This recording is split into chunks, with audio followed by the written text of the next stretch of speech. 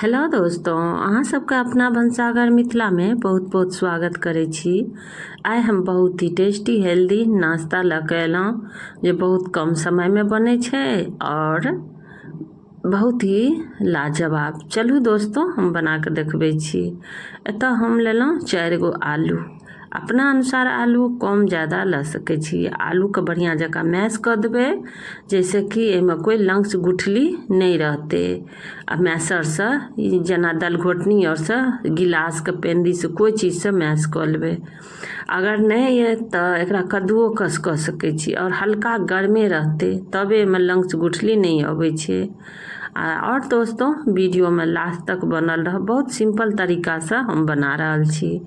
अब एहिमे हम दऽ देलिए छोट चम्मच से लगभग 1.5 चम्मच दऽ देलिए चिली फ्लेक्स, मतलब लाल मिर्च के मोट कूटल।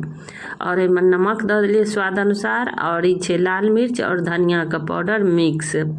और ई आदी के पाउडर दऽ देलिए, यानी सौंठ के, या पेस्टो लऽ सकै छी।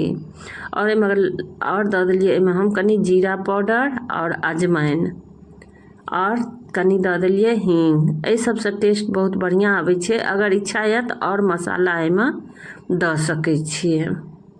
दऽ कऽ एकरा हम बढ़िया जकाँ मिक्स कऽ लेबै और बहुत ही टेस्टी अबै छै। और एक तरह के नाश्ता दै से बच्चा के मन भरि जाइ छै, ओहि दुआरे बदलि बदलि के नाश्ता देबै तऽ बच्चा खेबो करतै और लंच बॉक्स जे छै खाली लऽ कऽ औतै घर में। कतेक बच्चा होइ छै ना, नहीं पसंद आयल तऽ अपन लंच बॉक्स अपन देलहुँ तऽ ओनाहिए नेने आयल।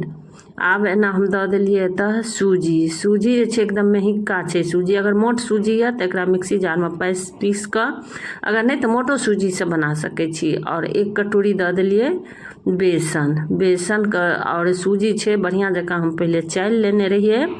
और एहिमे नॉर्मल पानि दऽ कऽ पहले कनिए पानि देबै, और ओहिके बाद जरूरत पड़ला पर पानि दऽ देबै। एहिमे जे छै कोई गुठली नहीं रहक चाही, बढ़िया जकाँ मिक्स कऽ देबै। और देखियो एहिमे कनी हल्का और पानि देबै, कियाक तऽ कनी देर फूलते तऽ और गाढ़ा भऽ जेतै।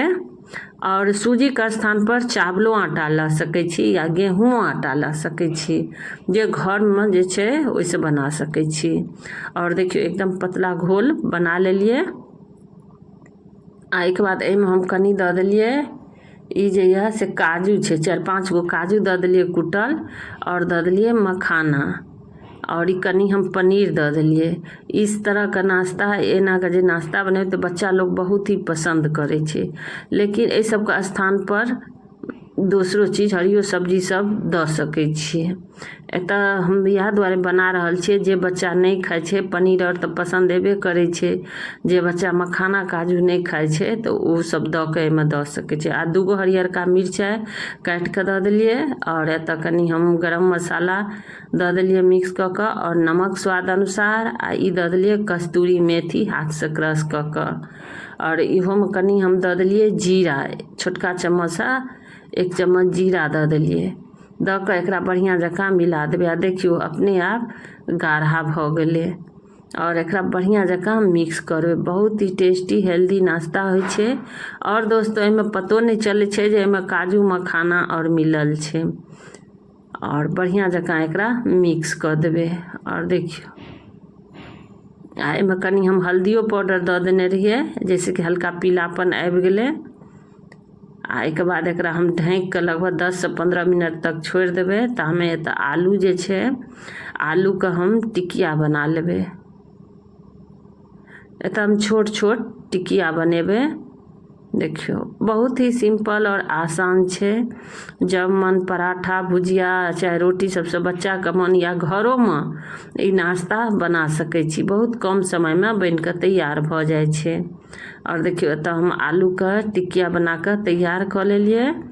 आब इहो लगभग एहिमे दऽ देबै कनी 1 रत्ती खाए वाला सोडा, जैसे कि हल्का फूलि जाइ छै तऽ और मुलायम सॉफ्ट बन के तैयार भऽ जाइ छै। सोडा दऽ कऽ हम 1 मिनट तक बढ़िया जकाँ मिक्स करबै। और देखियो कनी देर ढाँकि देलिए तऽ एकदम गाढ़ा भऽ गेलै। और एही तरह का बैटर बनबै के छै।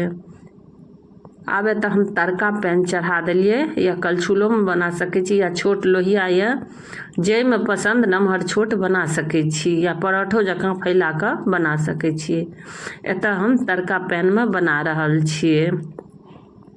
आ एकदम छोटका कलछुल से हम दऽ देलिए ऊपर में हल्का तेल या घी दऽ सकै छी, आधा चम्मच हल्का दऽ कऽ आ ऊपर से फैला देबै बैटर के। देखियो आ एक बीच में हम आलू के टिकिया दऽ देलिए, और एक बाद ऊपर से फेरो हम हल्का घोल जे घोलने छलिए उ दऽ देलिए।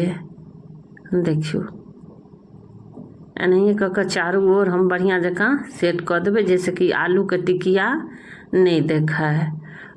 आ ऊपर से तेल या घी दऽ कऽ लगभग 2 मिनट तक ढक देबै, और गैस के जे तव छै एकदम धीमिए रखे के छै। देखियो फूल गेलै और बहुत ही सॉफ्ट मुलायम होइ छै। और दोस्तों वीडियो के लास्ट तक देखब, लाइक कऽ देबै, और चैनल पर पहिलुक बेर छी अगर चैनल नहीं सब्सक्राइब केने छी दोस्तों तो प्लीज जरूर सब्सक्राइब कऽ लेब। बहुत ही सिंपल और आसान तरीका से हम एतऽ नाश्ता के रेसिपी लऽ कऽ आयल छी, और बहुत ही टेस्टी बन कऽ तैयार होइ छै। आ देखियो आ बच्चा के तऽ लंच में देबे करबै, आ नमहरो के अगर ऑफिस में जा रहल छै चाहे कोई काम पर तऽ एहि तरह के नाश्ता बना सकै छियै। 2 गो खेतै तऽ पेट एकदम भरि जाइ छै। बहुत ही हैवी होइ छै, बहुत ही टेस्टी और हेल्दी बन कऽ तैयार होइ छै। और एतऽ हम बनेलिए तड़का पैन में जे छोट छै ताहि दुआरे एतऽ छोट छोट बन कऽ तैयार भेलै। एकरा तवो में अगर इच्छा या तऽ रोटी जकाँ जे घोल जे बनबै छी छिलका और अनेक फैला कऽ बना सकै छी। और देखियो एनाहिए कऽ कऽ हम बना कऽ तैयार कऽ लेलिए, और कलरो बहुत नीक भेलै। और एहिमे सॉस चटनी कोई भी चीज के साथ खा सकै छी, या धनिया चटनी के साथ, चाहे आंवला जे होइ छै आंवला चटनी के साथ बहुत ही टेस्टी बने छै सॉस के साथ। आ कते गोरा के अगर नहीं पसंद तऽ बिना चटनियों के ही बना सकै छी, दहियो के साथ खा सकै छी।